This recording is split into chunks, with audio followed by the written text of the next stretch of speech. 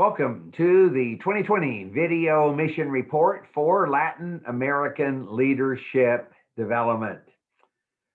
This report is dedicated to 4 churches that for numbers of years have participated and made possible this ministry. The host church of this ministry is the Maine and Oklahoma congregation in McAlester, Oklahoma, and 3 partner churches, Fort Gibson, Oklahoma, Northside in Mena, Arkansas, the Holmes Road Church in Lansing, Michigan.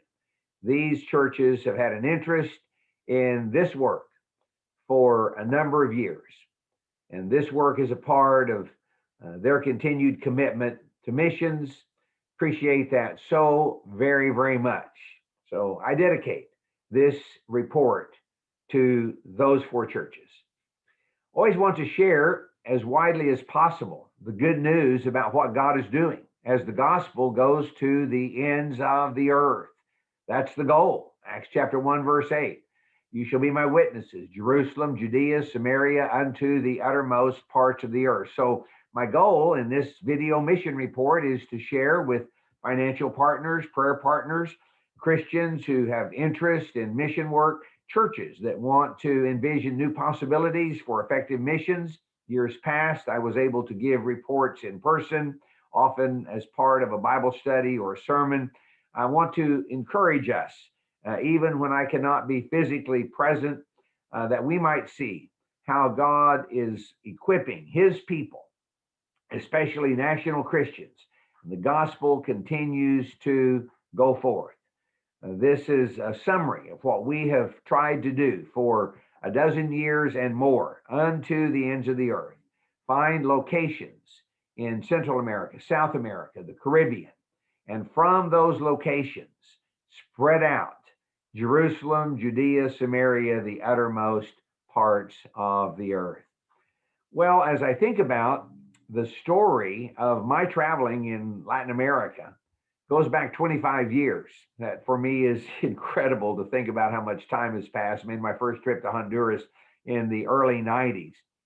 But for the last 12 years, I've been focusing on facilitating the work of national churches all across Latin America and in Hispanic churches in the U.S., developing leaders, encouraging churches in spiritual growth so that those leaders develop naturally, normally within the context of the local church, equipping for evangelism, discipleship, helping churches become mission churches, helping churches plant more churches in their own nations, generally with a minimum of outside support, that is support from the U.S., that is their Jerusalem, Judea, Samaria, and beyond. Because very frankly, once the gospel has a foothold, we do not need to keep sending North American missionaries. It's much more effective to facilitate the ministry of the national churches, the national leaders, the national workers, and it's also more effective. Those in those nations, the unbelievers in those nations are much more likely to listen to their own countrymen. And so here is something that is cost effective. It's not only cost effective, it's effective. And God is expanding the kingdom, expanding the church, sending forth the gospel unto the ends of the earth. Well, here's a map of the Western Hemisphere, gives you some idea about the breadth of the work over the past dozen plus years. 1 dot per country, but in each country, as I will mention later, we have a number of churches, a number of sites, and from each of those locations, we present regional seminars, citywide activities, campaigns. This is the vision, developing a mission vision with the national churches consistent with the opportunities that God gives. So as we think about how God has blessed this work and is blessing this work, what does God want? What is a mission vision for the churches?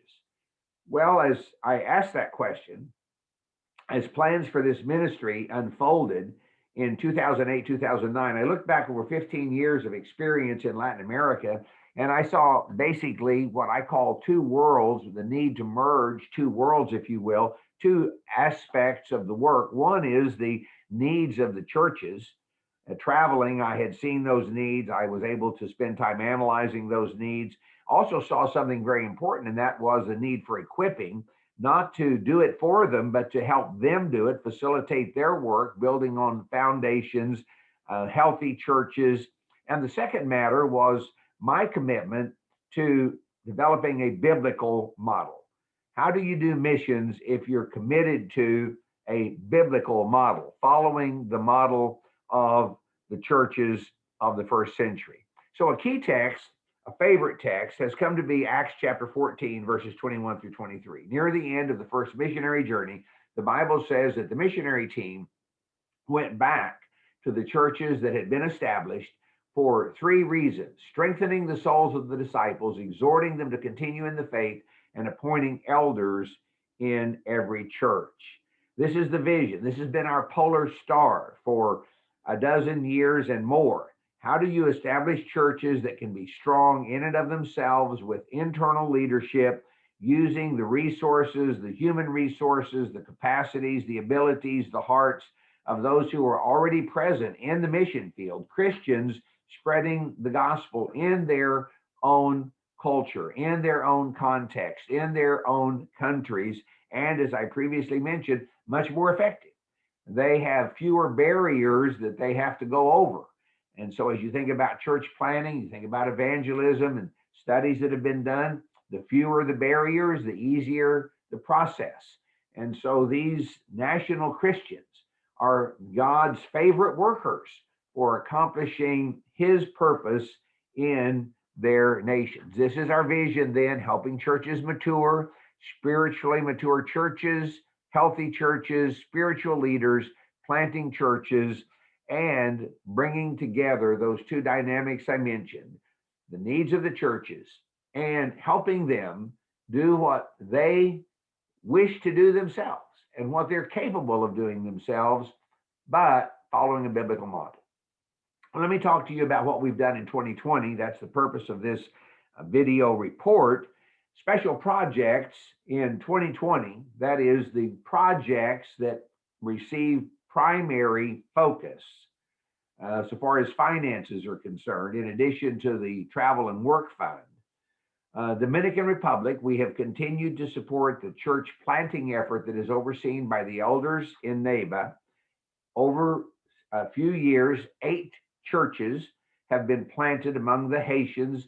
Church planting was put on hold a bit in 2020, but that will continue to expand, and the elders are visiting each of the churches that have been planted, strengthening them, encouraging them. In Peru, for the last couple of years, we've worked with Inter-American Bible Institute, IBI, in a church planting effort, making regular missionary church planting trips from the part of the Los Pinos Church, various other workers, the students at IBI. One of the sites that a church has been planted is in Cajamarca. So in 2021, we're going to move ahead with that church planting project. We're going to make it possible for a worker to be in Cajamarca full-time to strengthen the church that already existed in that city of about 200,000 people and the new church that has been begun. So our worker arrived the last weekend of January, now has met with both groups, about 31 Christians, and I'm confident that that church planting effort will result in more Christians, stronger Christians, more churches across a number of years. In Colombia, we work with evangelism and strengthening churches on the southern border, evangelism project with the Fort Gibson Church on the north coast. Venezuela, we continue with benevolence and evangelism. Nicaragua, church in Managua, planted about 15 years ago with a handful of people, now nearing 400 with elders, 42 baptisms last year, almost 50 the previous year. Work in El Salvador through Baxter Institute in Honduras, online, printed, and recorded resources. And through the last year, especially in 2020, not that there's a cost involved so far as special projects, but I guess it's a special project in the sense that we've spent a lot of time, and that is holding seminars by Zoom, various kinds of technologies, and we're able to help advance the gospel. So this is our vision, unto the ends of the earth. And little by little, although it's a slow process, you can see the expansion of the gospel and how that work continues. So we call attention to the text, seeking a mission vision to equip national churches unto the ends of the earth. Well, historically, over the last dozen years, I had normally made 6 to 10 trips annually, somewhere between 3 and 5 months outside of the U.S., that is, traveling across Latin America, personally visiting up to 30 locations each year, depending on the distance between the churches, working with representatives, leaders, members from 100 or more churches. This is what has happened in 2020. I was able to travel only once to the Dominican Republic before the pandemic began, but we will see some resumption eventually, perhaps fewer trips, but more can be done by video, more can be done by Zoom, more can be done by providing resources. There are now over 10 churches that have elders, but the exciting part of that is not the churches with elders, it's that those elders are now working to establish additional elders in the churches in their region as churches mature and as churches grow and as brothers become capable as leaders. And so the number of churches with elders, I can't even keep track of it. Dozens of new churches have been planted. The number of baptisms in this network of 100 plus churches is well over 2,000 annually, at least on average. So such an exciting time in the expansion of the kingdom through the efforts of God's workers who are already present. One interesting thing about the pandemic, we haven't had to worry about what we were going to do with the workers as far as bringing them back to the U.S. because the workers, the national workers, were already where they wanted to be. They were at home, and when job opportunities were lessened, they actually had more time to reach out and to share the good news of Jesus Christ. Well, let's talk briefly about 2020 and think about the Dominican Republic. An elder teaching a home Bible study in a backyard, 30 people more or less meeting together regularly. This small backyard Bible study every Sunday will eventually become a church. It is distant enough from the other churches in the region that there's a need, and this will become a congregation. That has been put on hold during the pandemic, but that will eventually occur. When Jan and I were there, always baptisms. You can see the crowd assembled around the pool. Typical transportation for the Haitian Christians. A picture of the conference that we attended and helped facilitate. And as always, Jan, even without language skills, is able to smile and hug and communicate in her own way, and especially to attract children. So briefly mentioning what we were able to do in March of 2020, 10 baptisms on this mission trip. I just received a report from this same work in the Dominican Republic. During 2021, the elders are going to visit each of the 8 churches that have been planted on a regular schedule. You can see 2 of the churches that they have already visited in January and early February. These buildings are being built little by little by the local group, the local Christians. The 7 evangelists who were together for the meeting that are helping facilitate the work in these church plants, and as always, their baptisms. And then I mentioned Cajamarca, the beginning of a new phase in that church planting effort. Yexon, a very, very tall Venezuelan, as you can see in the center bottom picture, with his family, upper right, and with his landlady, he and his wife and their landlady. She asked them to come to her home and to visit with her, to study with her, and to pray with her. So Yexon has now begun working with two groups. One is the group of Christians who are already present, who have their building. You can see the picture to the left, and also the group that has been established over the last couple of years. And both of those groups will continue to prosper and flourish, we are sure. So as we think about what we've said and what we're trying to do, seeing and evaluating the needs and thinking about how it will be possible for us to seek a biblical vision, I want to mention that we want to understand the structure of the book of Acts. A brief overview of the book of Acts will lead us to 6 statements that kind of serve as road signs throughout the book. And those are both summary statements, thinking about where we've already been, what we've already read in the chapters previous, but they also serve as bridging statements introducing what will follow. So we begin in 1:8. That is to introduce the entire concept from Jerusalem, Judea, Samaria, the uttermost parts of the earth. Well, by 6:7, the number of disciples is multiplying in Jerusalem. A number of the priests are obedient to the faith. And that statement serves as summary, bridge, and introduction to go to the next phase. The next phase, Galilee, Judea, Samaria. That summary, 9:31, the churches in Galilee, Samaria, Judea had rest. The number of the disciples was multiplied. We're going to go further north to Antioch. And that summary statement is in 12:24, but introduces the first missionary journey. So the first missionary journey of chapter 13 and 14 is summarized in 16:5 before we begin the account of the second and third journey. In 1920, we finish the third journey. We come to Jerusalem. We're ready for Paul to spend time in Jerusalem and in the area controlled by the Romans, his imprisonment, but eventually to go to Rome. And so 1920 introduces Jerusalem to Rome. In 28:31, we have the last verse of the book of Acts.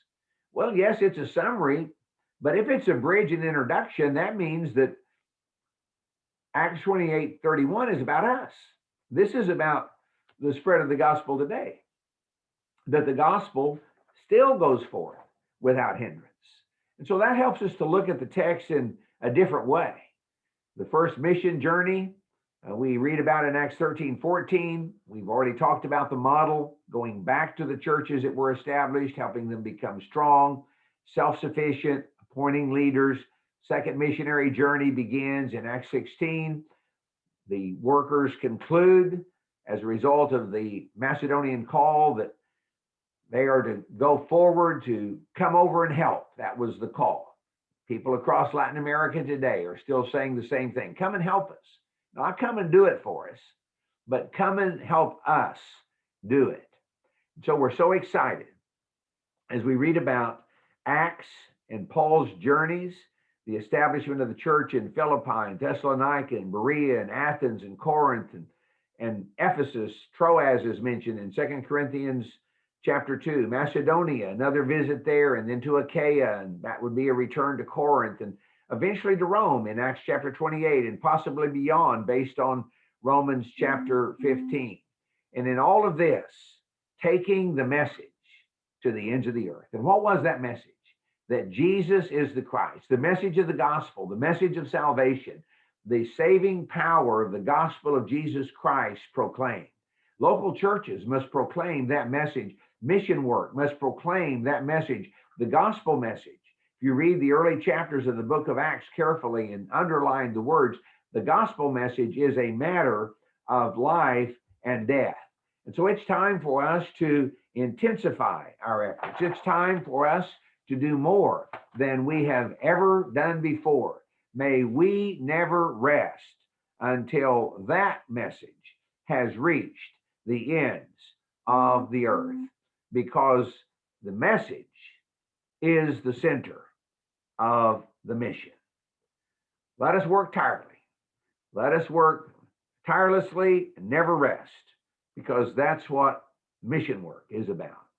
The work of Latin American leadership development is done through Latin Americans, developing churches, developing leaders.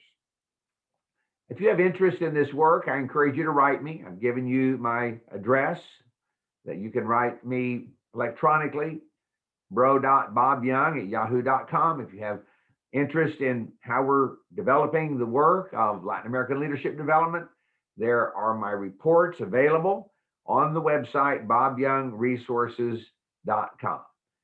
Again, thank you to the 4 churches that have made this possible for a number of years, those who continually include this work in their budgets. May God bless us as we seek to make a difference in Latin America, developing leaders, developing churches that will reach out and share the good news of Jesus Christ.